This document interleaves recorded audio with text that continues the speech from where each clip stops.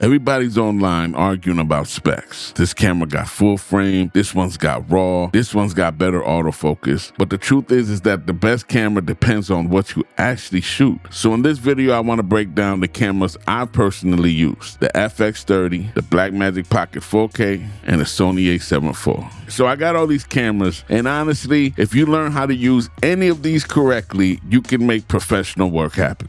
But the workflows can be very different to an extent. Some cameras help you move fast. Some cameras help you get the best image possible. And some cameras help you survive long shoots without the stress. So let's start with the almighty FX30. So on the FX30, you have a Super 35 APS-C sensor, 4K up to 120 frames per second, 10-bit 422, S-Log3, dual base ISO, active stabilization, unlimited recording, great overheating control, all in a compact cinema-style body. And as we know, the FX30 is the baby brother of the FX3, but this camera is probably one of the easiest cinema-style cameras to actually create with. Now let's talk about music videos for this camera. Definitely, no doubt. You can shoot videos with this all day long, especially if you move around a lot for gimbal shots, car shots, performance shots, fast lens changes, night scenes. Sony autofocus is just dope, you know what I mean? You can focus more on directing and composition instead of constantly worrying if your subject is soft, is it not focused? And that's one of my biggest gripes about some other cameras we'll talk about soon. But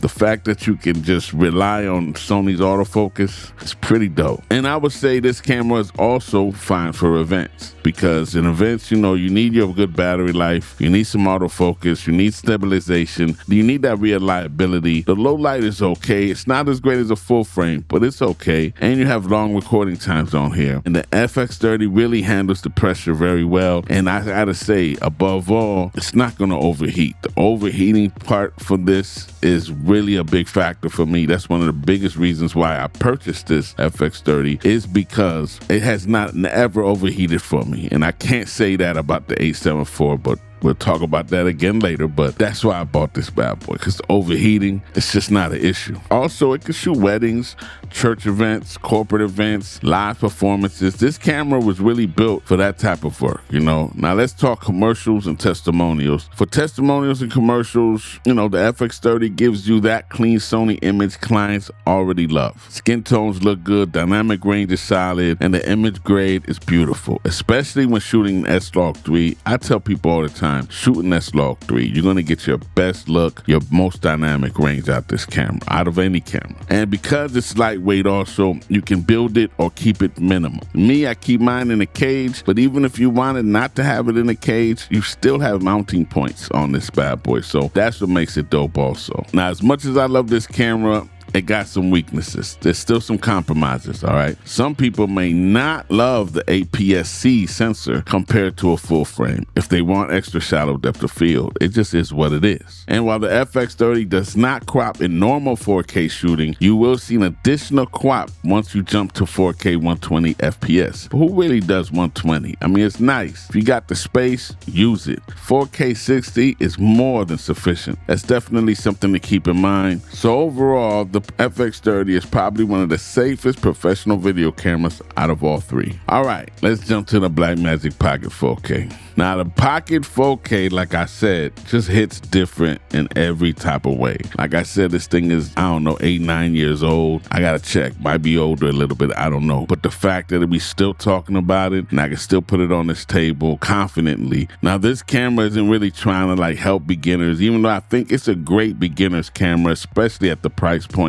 Go check it out. You won't be, you know, disappointed at the price point for this. But it's also trying to give you the image quality of a professional filmmaker. And the filmmaking tools it gives you in this is just amazing. I mean, you got the Micro Four Thirds sensor, which some people like, don't like. That's a whole other topic. Blackmagic RAW. I love it. I love Blackmagic RAW. ProRes on here. Come on. Dual native ISO, 13 stops of dynamic range, mini XLR inputs, built-in LUT support, false color exposure. I miss that so much. The color science on the Blackmagic Pocket 4K is beautiful. I love it. I'm a big fan of Blackmagic. I've had it since the original one they put out, the original Pocket. If Blackmagic had great autofocus like Sony, they would take over the game. They would just take over. There's no way around it. It's only because of the autofocus. If you have an autofocus lens, it will have push to focus, but that doesn't help you in a lot of situations, all right? That autofocus is still very important. I don't care what nobody says. For the price point and everything it gives you, and it gives you more than that, what I said, it gives you one of the most cinematic images for the money all day. And false color, like I just praised again, false color is one of those features that a lot of creators underestimate until they really start shooting professionally and understand what it does. Because instead of guessing exposure, it helps you expose the image correctly, your skin tones accurately. That becomes extremely useful for commercials, interviews, narrative filmmaking, especially that controlled lighting setups, especially if you really care about getting consistent exposure at every shoot. And sometimes Sony can feel too clean and too digital, while the Blackmagic Pocket 4K just has this cinematic vibe, man, that's like automatic. You know what I mean? You get your lighting right, you on point, man. So I really, really love the Blackmagic Pocket 4K. Now let's talk shooting music videos with the Blackmagic 4K. It's still amazing if you know what you're doing, because the image quality is, like I said, gonna be dope, but the workflow could be slower, you know, because there's no reliable autofocus. The battery life isn't amazing on this bad boy, and you usually need to rig it up. It's a more strategic type camera, your setup, you know, and depending on how much you shoot, if you're shooting ProRes, shooting B-Raw, you know, storage can get crazy too. I would have to say shoot B-Raw, because ProRes, the file sizes are way more bigger than B-Raw, which is bugged out. I never understood that. The Blackmagic is perfect for moody lighting, narrative videos, emotional storytelling, and stylized visuals. Testimonials, all day, of course. Talking head videos, interviews, YouTube sets, podcasts. This could do all of that, because once the camera's locked off in them situations, you got it already tuned in. You don't need no autofocus for that, you know, because it's there, it's locked off, it's that shot. So you don't got to worry about them moving around, and you can focus fully on image quality. And Blackmagic Raw gives you so much flexibility in post, especially if you really know how to use DaVinci Resolve. I use DaVinci Resolve every day. That's what I go to. I used to do Premiere. I jumped to DaVinci, and it's just, you know, it's the best. You know, I maybe I'm biased. I don't know. Now let's talk about some of the Blackmagic's weaknesses. To me personally, I would say that this is not the best run and gun camera, right? It's definitely not the easiest event camera, because, you know, unless it's stationary, you got to keep things moving around and focusing and keeping them. It just can get crazy, all right? The battery management on this is terrible. We all know that. You got to make sure you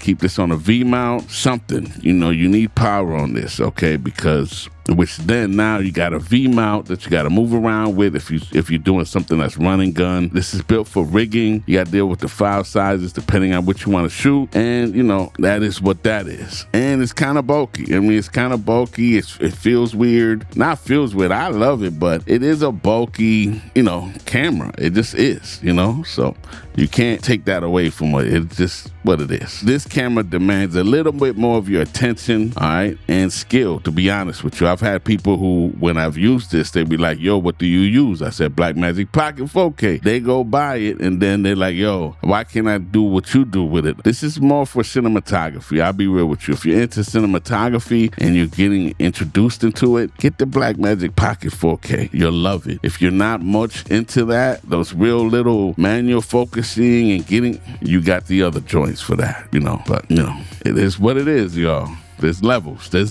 You feel me? To me, the Blackmagic Pocket is more like a filmmaker's tool than a content creator's camera. That's just my perspective. And now let's talk about the good old Sony A7IV, the best hybrid camera of all this whole lineup. I mean, you cannot take that away from this. I mean, we talking photo, video, you know what I mean? It's good at both things, and that's why I keep this, because I do some photography also. Now, the A7IV gives you the full frame sensor, 4K 60, 10-bit 422, incredible autofocus, amazing low light, great photography performance, flip screen, IBIS stabilization, great battery life. This camera is built for creators who do everything. So if you shoot YouTube videos, take client photos, shoot reels, film commercials, do weddings, make thumbnails, travel, vlog, the A7IV makes a ton of sense because it can handle almost everything professionally, like literally. That's why it's still my A camera at the end of the day. It looks beautiful for interview testimonials, especially with full frame lenses. lenses that allows you to get that more creamier background separation, strong low light, natural depth, clean skin tones, and Sony's autofocus helps tremendously for solo creators, especially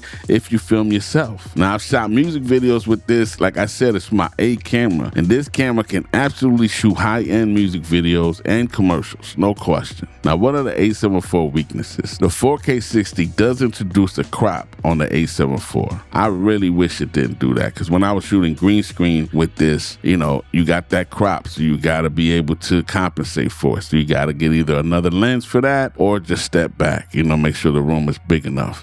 I work around it. It is what it is. It's technically not as cinema focused as the FX30, and in certain heavy recording situations, it can still get warmer than a dedicated cinema style camera. Now, as far as overheating, it has overheated on me before while I was with a client. That's why I purchased the FX30, because it's just dependable in that way. But I have a video that I talk about it, that I purchased a Yololiv cooling fan, and it solved the problem to the A7IV, so it will no longer overheat. I've shot at 60 frames per second for hours, and as long as that Yololiv cooling fan is there, I have no issues. So that problem's fixed for me. Overall, this might be the best balance between photo, video, client work, and just content creation, period. It does it all pretty good, pretty perfect. I can't front. And I gotta say, of all my cameras here, the A7IV is my go-to first. I tell people all the time, I think it's smart to always have at least one full frame if you're able to. If you can't, you can still get by with the FX30 Super 35s. You just gotta compensate with your lenses and make sure you know how to do that. But other than that, if you can get at least one full frame, I think that's where it is. And let me say this, people will say, oh, the autofocus doesn't really matter. It matters, okay? Because if you're trying to get to, if you're trying to do a gimbal shot, a walking shot, and you want to keep the aperture at a 1.2, 1.8, you're not going to do that with the Blackmagic. It's just not going to happen. But with Sony's autofocus, you can actually do that. You can have that shallow depth of field and keep them focused while they're moving. You're not going to get that from the Blackmagic Pocket 4K. That's not going to happen, okay? So forget them days about using autofocus is for novices, or you're not professional if you use autofocus.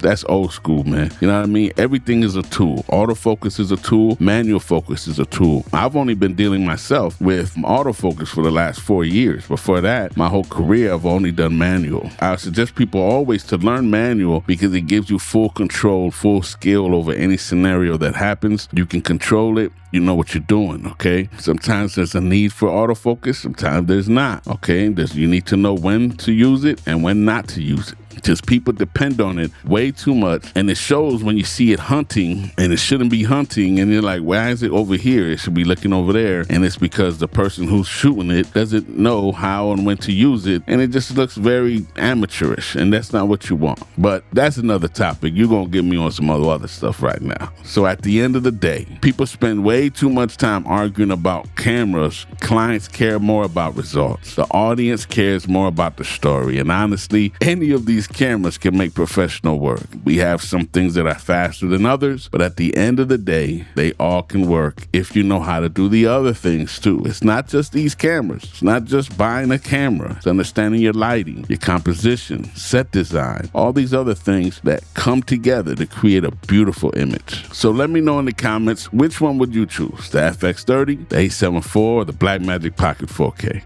And what type of work do you shoot most? Music videos, commercials, events, YouTube content? Leave that in the comment. I would love to know about it. If you got any questions, leave those in the comments also. So if you're interested in anything that I've shown you today, I would appreciate it if you use the link in my description. It's no extra cost to you. It just helps the channel out a little bit. But other than that, subscribe, hit the bell on the side so you get notified on time. And like I always say, it is what it is. And if you happen to be looking for the best in-studio camera, you definitely want to check this video out. I'm telling you, you're going to love it. All right, I'm out.